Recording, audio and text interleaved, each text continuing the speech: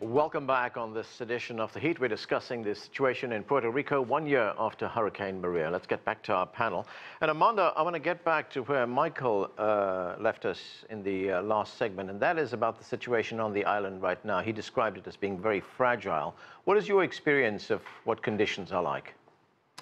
Well, I definitely agree with him, and I think he brought up a very good point as to the difference between what has been promised, as I mentioned, $18 billion in CDBG funding, for example, and what's actually been done.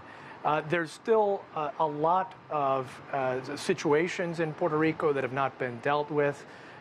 There's traffic lights that don't work. There are areas, as Michael mentioned, that simply the electricity and the grid isn't working. Vieques, for example, which is a small island off the east coast of the larger island of Puerto Rico, is still essentially operating with a large power plant that FEMA and the Puerto Rico Electric Power Authority set up on the island. They haven't reestablished an electric cable connection back to the larger island and obviously to the more efficient and stable electric generation facilities on the island. So it's still touch and go here in Puerto Rico with respect to many issues. And right.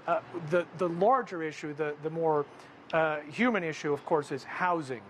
There are still tens of thousands of people, literally tens of thousands of people, who are living under blue tarps and whose homes are simply not habitable at this point.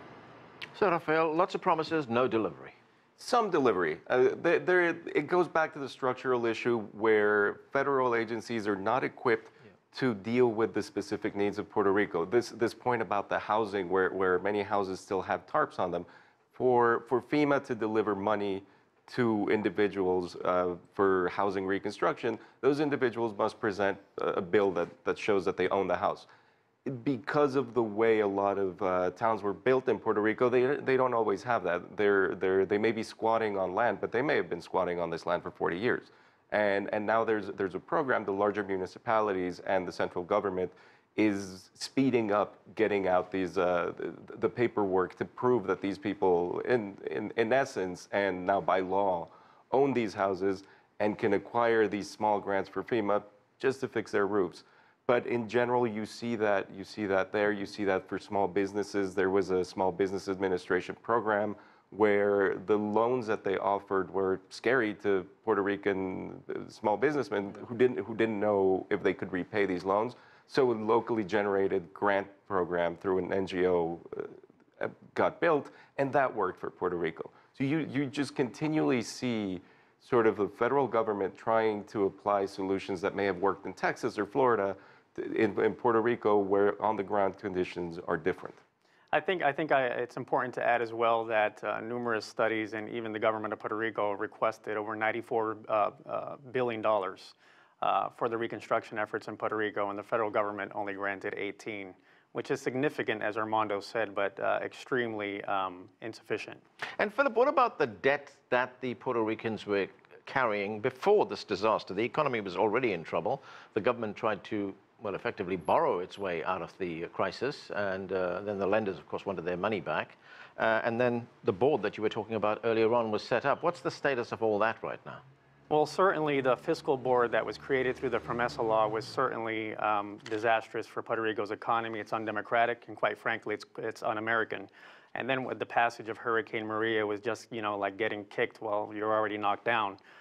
We just have to say the truth about Puerto Rico. And the truth is that Puerto Rico is a tax haven. It's a corporate tax haven for many corporate interests in Wall Street in the United States. For example, you have multinational U.S. corporations who set up shop in Puerto Rico. They only pay 4% corporate tax. On the mainland U.S., they'd have to pay 30%. So those same corporate entities are the same ones who donate to Democrats and Republicans in U.S. Congress. So you know where I'm getting at. Money talks. And unfortunately, that's why Puerto Rico's colonial system is intact, because Democrat and Republican donors would not like Puerto Rico's political status to be solved because they're saving a lot of taxes down there. 30% corporate tax on the mainland compared to 4% in the colony. You tell me. It sounds like a sweet deal. So I think that we have to get rid of these corporate tax havens and stop the exploitation in Puerto Rico. Okay. Michael? Yeah, I had a question that I kind of wanted to throw out to the panel to get their opinion on. Yeah. Certainly, I mean, I don't think one can describe Puerto Rico's current relationship with the United States as anything other than a colonial relationship. But in the last plebiscite, a majority of people who participated voted to become a state, but only about 25% of people who were eligible to vote in that actually bothered to vote. So you have this question that keeps on going between the Commonwealth status. One moment, I'll get to you, Philip. Yeah, Go ahead. I just wanted to say that, you know, when you talk to a lot of highly educated people on the island, a lot of them believe that the solution for the island is to become an independent state and to become its own country, which it already in some ways culturally is. But unfortunately, that hasn't translated into, you know, electoral power yet. Right. Philip? I have to respectfully disagree in terms of the voter turnout. I don't support statehood. I used to. I don't anymore. I think personally, I think that Puerto Rico should be a free and sovereign country. But despite of that, I disagree with the notion that the plebiscite doesn't count because it was a low turnout. The United States is one of the countries with the lowest turnout and voting turnout in the world. Here in Orlando, the last mayor election in Orlando, only 14% turnout. So does that mean that we would have to invalidate that election for Orlando mayor? Of course not. I think Puerto Rico's status should be resolved. What I said but actually, U.S. Congress. But what I said was that obviously they weren't able to inspire enough people to come out to vote. Yeah. Okay, Michael, go ahead. I think that Puerto Rico voted for statehood. U.S. Congress and the government ignored it. So I think the only option is independence. Okay. Sure. Well, yeah, what I was trying to say was, yeah, I mean, but obviously there weren't enough people who were inspired by that option to come to the polls and vote for it. I mean, it's certainly independence didn't get a majority in that election. And it's important to note that there was a boycott by the parties that didn't support statehood. Yeah. And that came on top of the 2016 election where the top officials, the resident commissioner, the governor, both campaigned on the promise of promoting statehood, and they did actually win that election. Okay. Armando, I want to talk about something else, something that Michael mentioned earlier on, and that is we've seen this mass exodus of people from Puerto Rico coming to the United States, to the mainland. Over the past decade, it's been something like 500,000, but since the storm, it's been 200,000. It's been described as a major depopulation event in Puerto Rico. What impact is that having on the island? Well, Puerto Rico is a consumer economy, as is the rest of the United States. So it clearly has an impact. It's fewer consumers, it's fewer taxpayers.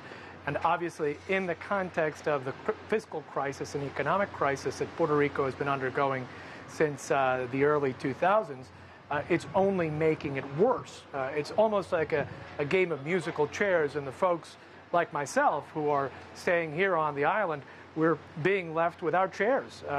Eventually, it's going to get to the point where our taxes are going to have to go up to such a degree in order to pay that debt and also pay pension obligations, which are another $50 billion worth of unfunded liabilities, that frankly, it just accelerates the depopulation. It's a vicious cycle of increased taxes, depopulation, and then increased taxes again to try and meet these obligations that, frankly, Puerto Rico never should have assumed in the first place.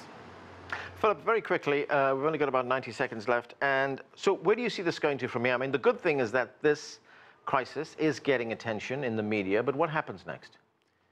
I think that this disaster has exposed Puerto Rico's colonial status. There is a problem that can no longer continue to be ignored. And I think that along with more education in terms of climate change, will definitely raise a future generation of not only citizens of the United States, but citizens of the world that will prevent this from happening again. All right, Rafael, there needs to be a political will, though, in the United States to do something, right? There has to be, and places like Florida, Orlando is definitely important because Puerto Ricans in that region, and Puerto Ricans in Florida now outnumber Puerto Ricans in New York, they are voting sort of for two places. They're voting for where they live and for where they come from. And I did sense a little bit of economic optimism because you are about to get a large injection of capital into an economy that hasn't had that probably in forever. And that capital won't generate debt because it will come through that CBDG source. Okay, and we're going to have to leave it there. Thanks to all of you for being with us.